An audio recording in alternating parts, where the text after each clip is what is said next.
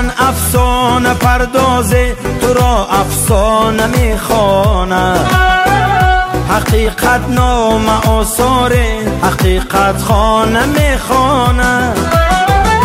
یکی در کوه ساری شاد ماند قصر میبیند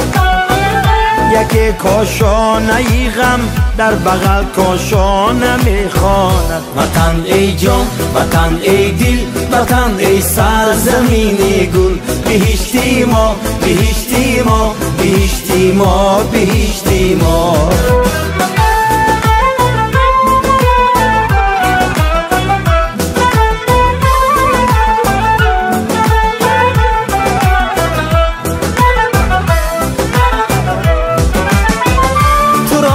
سر نوشتی خش می بلند و می نالند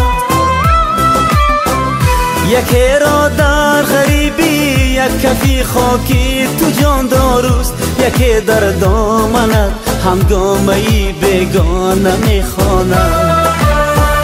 وطن ای جان وطن ای دل وطن ای سرزمینی گل بهشتی ما بهشتی ما بهشتی ما بهشتی ما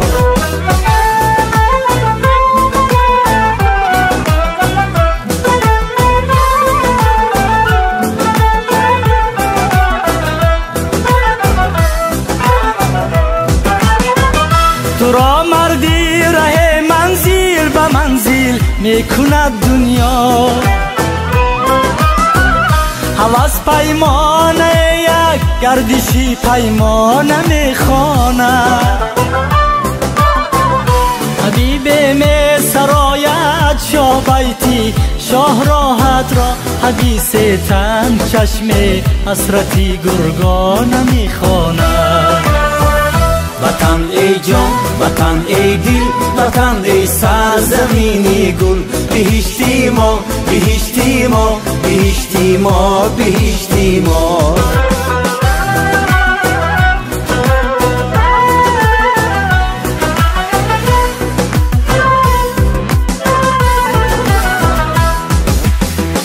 محل بازه ذکری نظر صد پارت خانه جهان سازه ز هستی گوهری یک دانه میخوانه تو اما با همه یک مادر هستی یک وطن هستی که هرچی آید از فرزندها شکرانه میخوانه